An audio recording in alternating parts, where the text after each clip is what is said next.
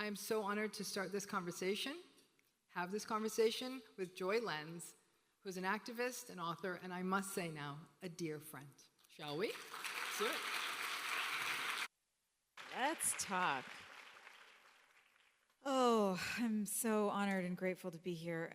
I wanted to start off by saying why it feels really special to me to be here, because for those of you who don't know, the book that I wrote was about a decade of my life that I spent in a highly controlled, narcissistic, abusive environment, and what that was like. And when I got out, and it was me and my 1-year-old on my hip, and they had stripped me of all my money and all of my friends, and I felt totally alone in the world, and I started looking for help, and I stumbled across some of Dr. Ramani's videos and went on a deep dive, and the help that you offered me, not even knowing, without us being connected, was so life-changing. So thank you so much for inviting me to be a part of this with you today.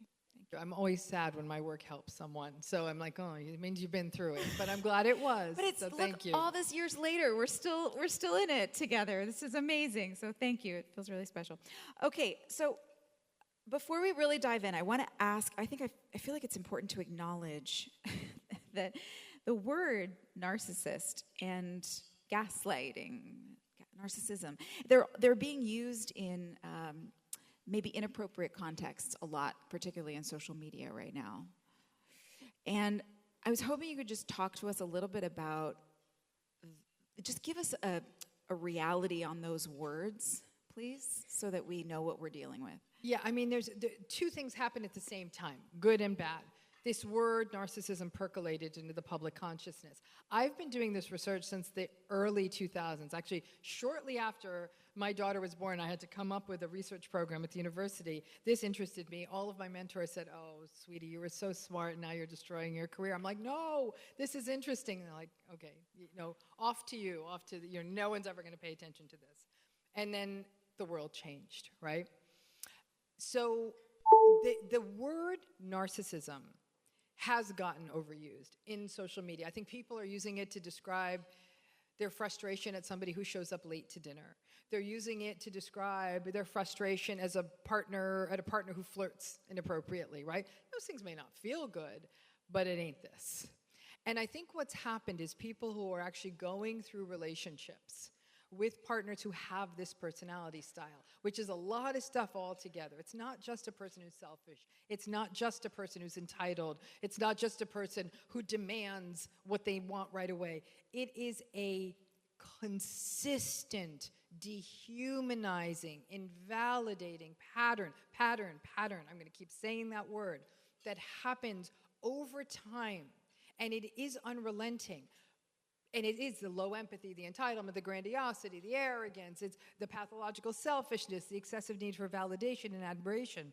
But the problem with misusing the word, Joy, is that people who are really going through this, who already doubt themselves, are saying, maybe I'm calling this wrong, maybe I'm the one who's the problem. And the people going through this already think that they're the problem. By the time most people even talk to someone else about saying, like, something's not right in this relationship with a partner, with a family member, by the time they say that, it's been going on for a while. And people keep trying to say, but we had a good day 3 weeks ago. And and here's one last challenge, okay? We live in a world where this is now valued, okay? These are the people we are electing to office all over the world. We're not the exception. These are the people we're putting in charge of large corporations.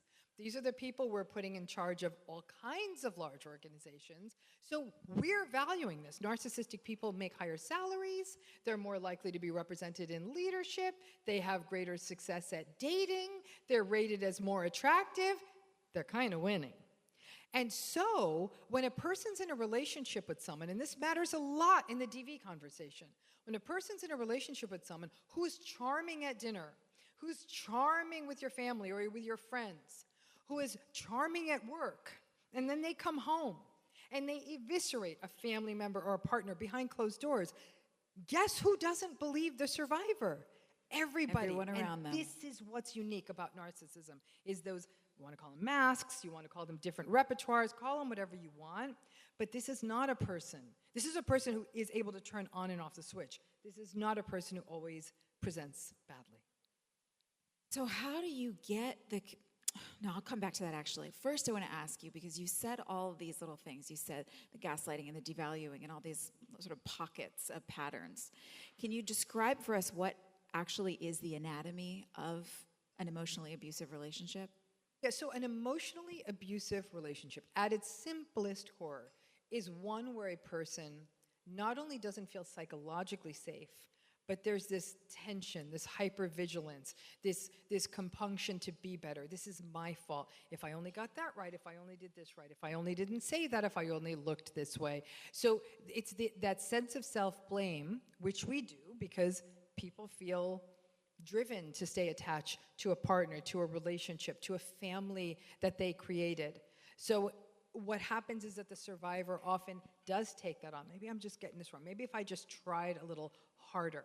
So the anatomy of it is a relationship that's asymmetric. One person is relating from a place of power, dominance, and control, and the other person is often relating from a place of connection, love, and safety. Those two things do not go well together. And so what happens then is that that lack, I keep using this term lack of safety, I'd even said it in my opening remarks, that's the core of this. And one of the challenges is we talk so much about love, we don't talk enough about safety. I was just having this conversation with someone the other day. It's this idea that we're not even teaching children, we don't teach ourselves, when do you feel safe in your body?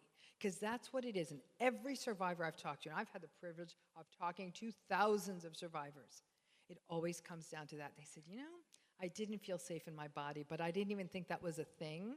And then I was told I was being dramatic. So people who are even, there's a knowing, there's a sense of I'm not safe. And because many narcissistically abusive relationships are not physically abusive or do not become physically abusive for a very long time, if ever, there's still the conversation that, well, if you didn't get hit, then it's not a thing.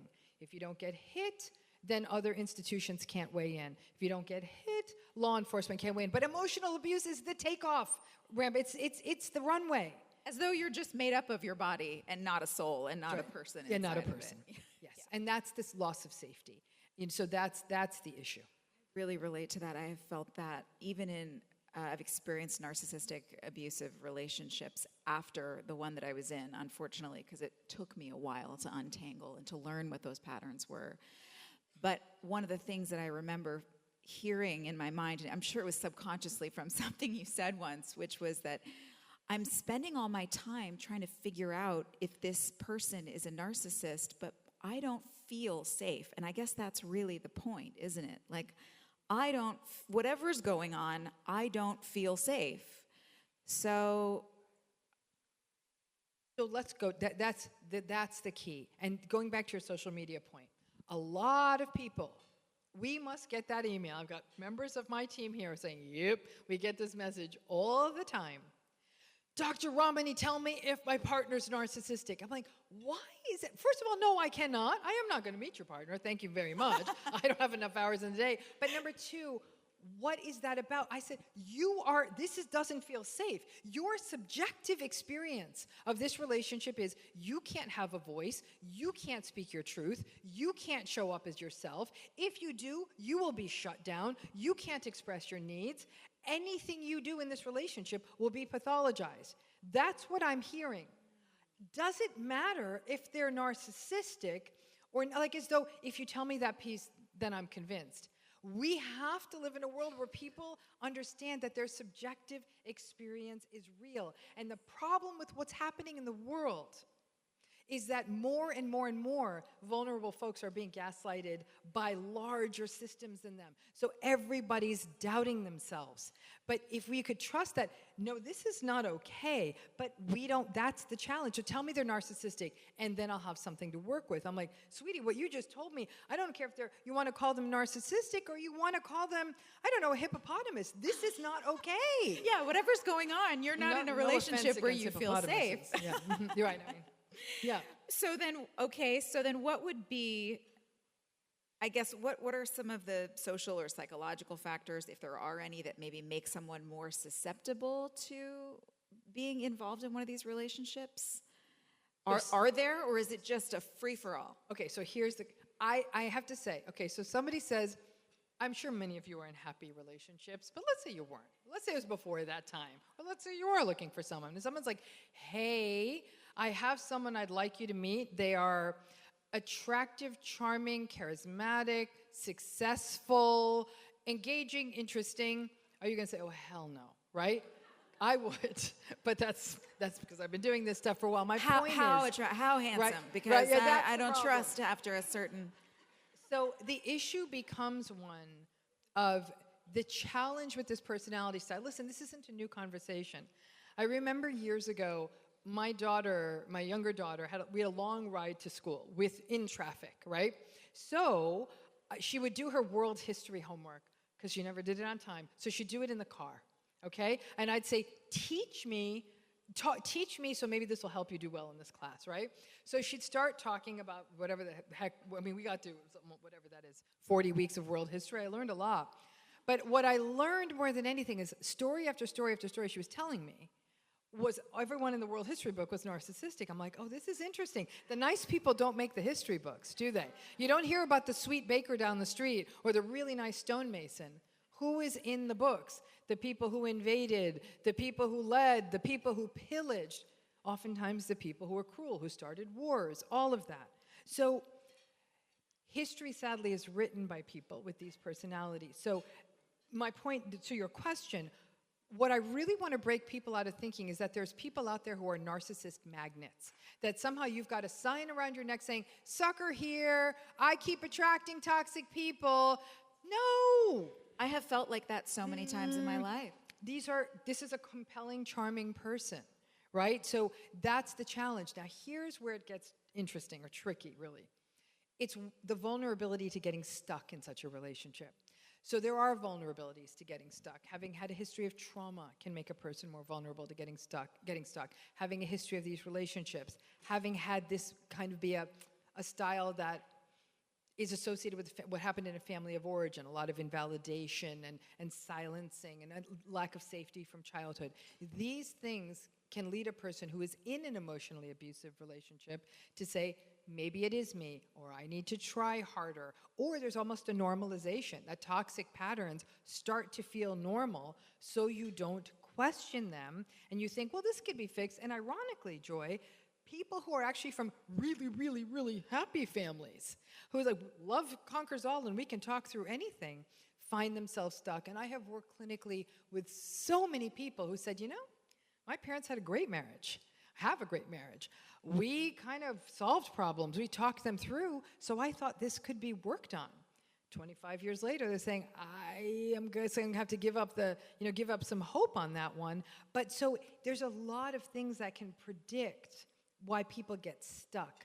I think we're all vulnerable to getting in because we do give people a chance. We are open to other people. Sadly, when people go through these relationships, they feel less and less and less trusting in the world. You mentioned people who have experienced a lot of trauma in the past. That makes it a little bit easier sometimes to find yourself stuck in these patterns. I found that with the history of trauma, there also comes a lot of shame.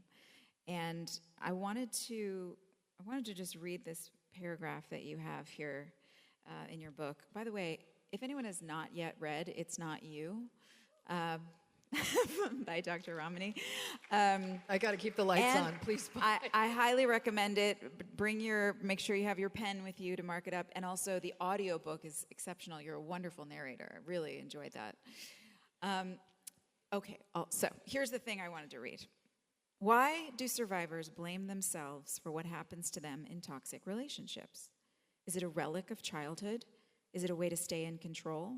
Is it the industry of relationship experts who push the rhetoric that both people are equally responsible for what happens in a relationship and that date nights and relationship gratitude exercises will turn the ship around? Is it easier to believe that you are to blame than to believe that someone close to you, a parent, partner, spouse, or even an adult child, could be capable of such cruel behavior? Is it the guilt we feel when we know someone's backstory and believe that explains why they do the things that they do? So I guess what I'm wondering is, why does it feel like, I guess in my experience, the shame falls more heavily on the person who is being abused than on the abuser? So glad you asked that question, okay? And it is so top of mind for me. Like I said, I was talking about DV in East Texas yesterday. Every time I do a talk, even if I've talked about the topic before, the whole game for me is like, what new thing can I learn? Let me tell you, okay? So I'm gonna go.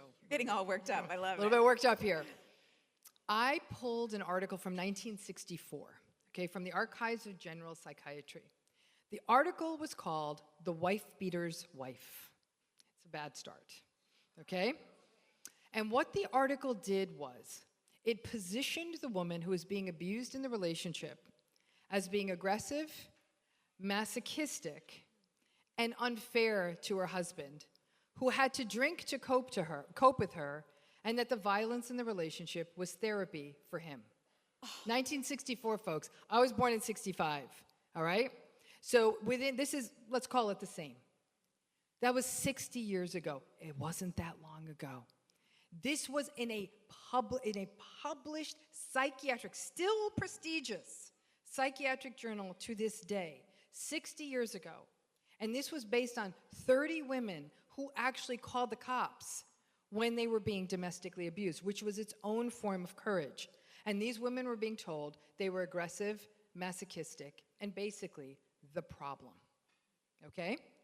In the era we're in right now, even though California is one of 3 states that has coercive control laws in the family law books, that is still now being taken by the emotional abusers who are using that legislation to assert they're the ones being abused. And you know what? Judges are believing them. To this day, we doubt survivors. Why was she there? Why was she there? I'm mad too, Joy. I'm mad too. Let's keep smashing, okay? To this day, we doubt everything. Everyone, because when it comes to survivors, and I'm only going to take you to the wisest words ever written about this, 1992, Judith Herman, who basically would say, thank you for that, who basically said, we would rather blame the survivor of physical, emotional, or sexual trauma than sit with the idea that such injustice is possible in the world. Blaming survivors is a way people can feel comfortable in their own damn lives. And that has got to stop. That's why it happens. Wow.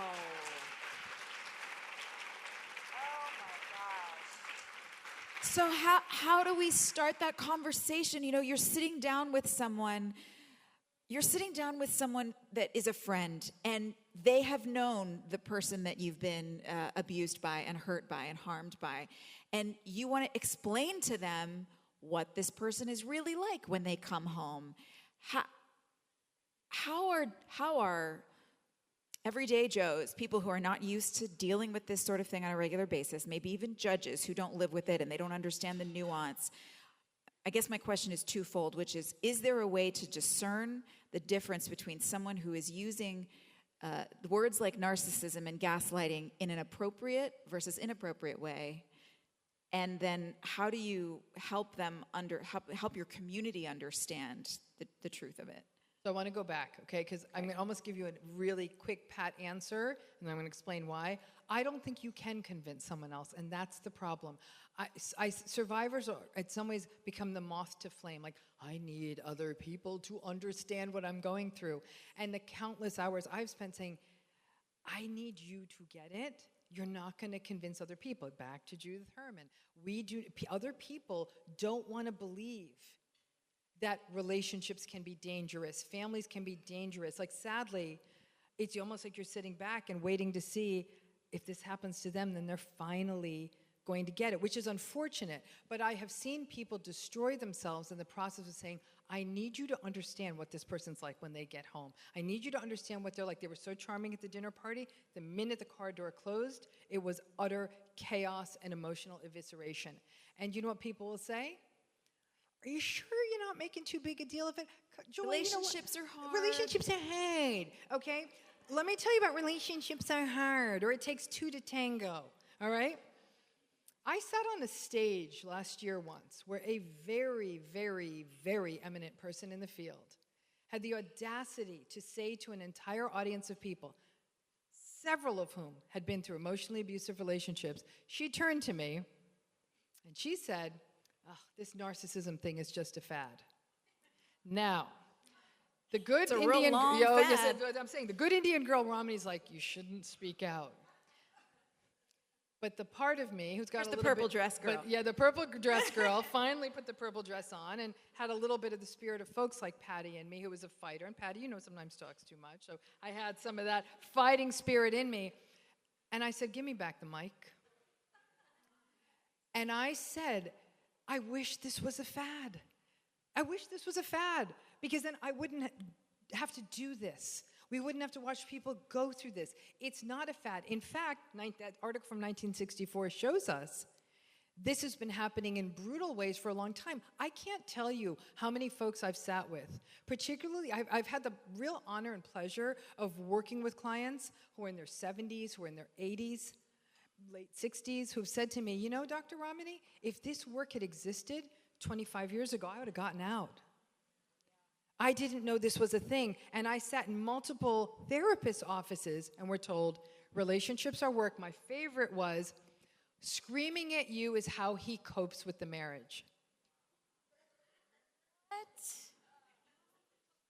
So a lot of the work many of us who do in this world of around relational violence and trauma is actually just turning the lights on for the client and helping people feel sane again. The problem in the world we live in right now with how we've dealt with relational trauma, with narcissistic abuse all these years, is that so many survivors are walking around. I mean, I know we're not supposed to use this word, but I'm using this word because it's a survivor word. They're walking around the world feeling crazy. And when you feel crazy, when you don't feel sane, you don't have the bandwidth to cope and participate in your own life. You're so trying to figure things out all the time. It's this state of hypervigilance and hyperarousal and like, am I making sense? I've spent a lot of my life feeling like that. The number of meetings I've sat in my life saying, like, maybe I shouldn't say something, maybe I'm hearing this wrong. I was hearing it right. You know, but we convince ourselves we're wrong. So this is long-term damage. I shudder to think how many discoveries have been unsaid, how many books have been unwritten, how much has been unshared because of the number of survivors out there who have felt silenced by these relationships and still haven't had the opportunity to find their voice. My hope is that this work is helping them slowly say, there is importance to my voice, but it takes more than a village. I mean, it takes all of us continuing to support survivors. And it takes time. And that's another thing I want to ask you about is having been in several narcissistic relationships, even from childhood, I guess I feel like I really ought to know by now. I really ought to be able to recognize it much more easily, and I'm getting better, but why does it take so long for us to recognize these patterns? In a way, it goes back to why the world doesn't want to recognize these patterns, but it also has to do with, as human beings, right? We're little attachment-seeking creatures, right? We need each other. We're not cats, right? We're not meant to be alone, and even my cat sleeps next to me, right? Yeah. So we are attachment seekers. We need each other. We need human relationships, and that to me is one of the utter devastations of trauma, of relational abuse, of relational violence, of narcissistic abuse, is it takes relationship and it makes it dangerous. It takes away one of the most important things a human being needs for this life, which is to feel safe in connection with others, right? So why does it keep happening? Because, listen, Joy, we can't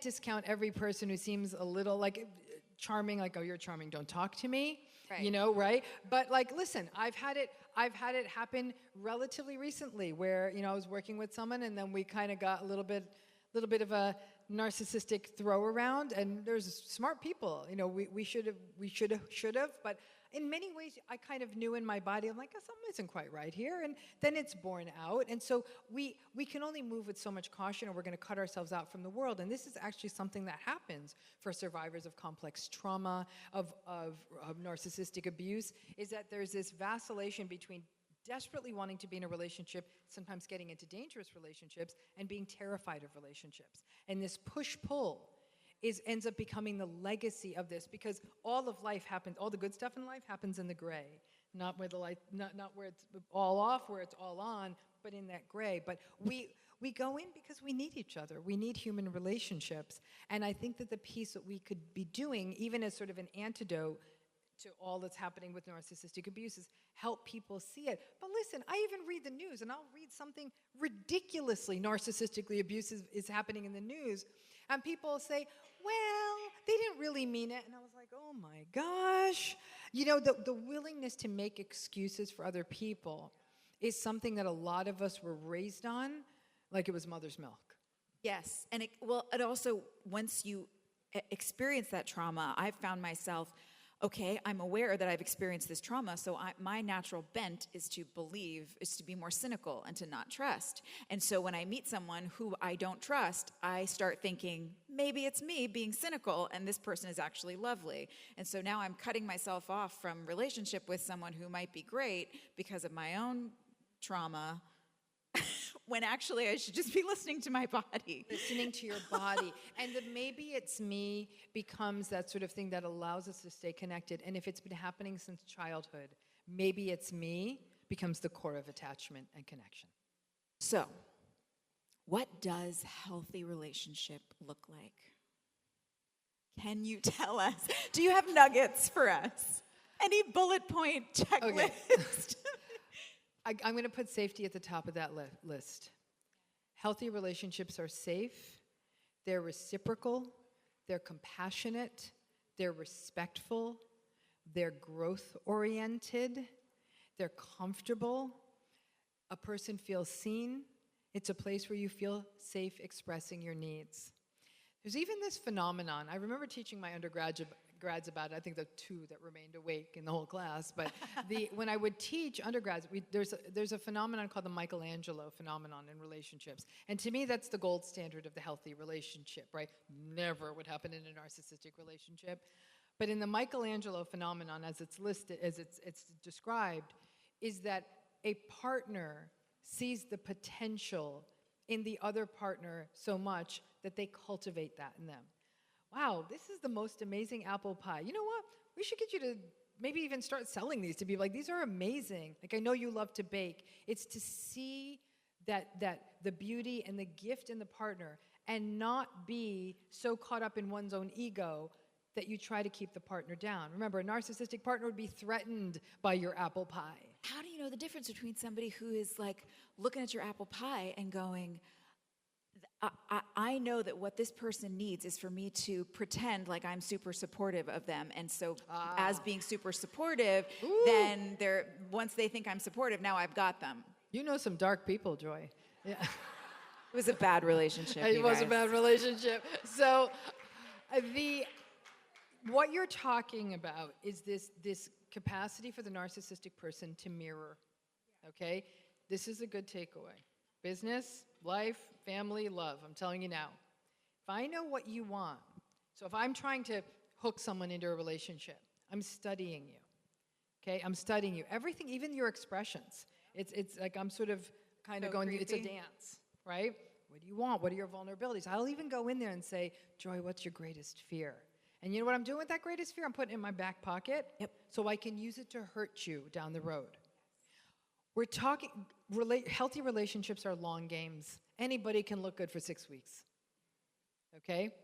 And these relationships tend to fall apart in 3 to 6 months, but by 3 to 6 months, there's some buy-in. And the vast majority of clients I've worked with have told me it took them 1 to 2 years to figure out that the patterns in this relationship were problematic. But by then, in some cases, they felt, I'm too deep in this, I'm really invested in this, we're having a child together, we're getting married, I'm afraid to go back out in the world and meet someone else, all the things. Wrapped your whole life up with this person. There's a lot at stake now. Exactly. And then you throw in there the traumatic piece of this is my fault, I'm the one to blame, maybe I'm the problem, and by that point, the partner's telling you, you are the problem. That's right. And the world is telling you, what a great person, what's your problem? Now you're in a cult. The cult just has 2 people in it. A leader and you. The leader's your narcissistic partner. Right. It's all the same dynamics as a cult. So, okay, in the idea, toward the idea of healing from that and not continuing to live in that space, can we just have can you give us some practical advice on how we begin to heal and rebuild trust and process and protect each other after we've been hurt? Even one person validating the experience of another human being is enough for a person to start listening to themselves again, right? Oh, yes. So that friend you can, if you're a fortunate friend, therapist, you talk to and say, hey, can I run something by you?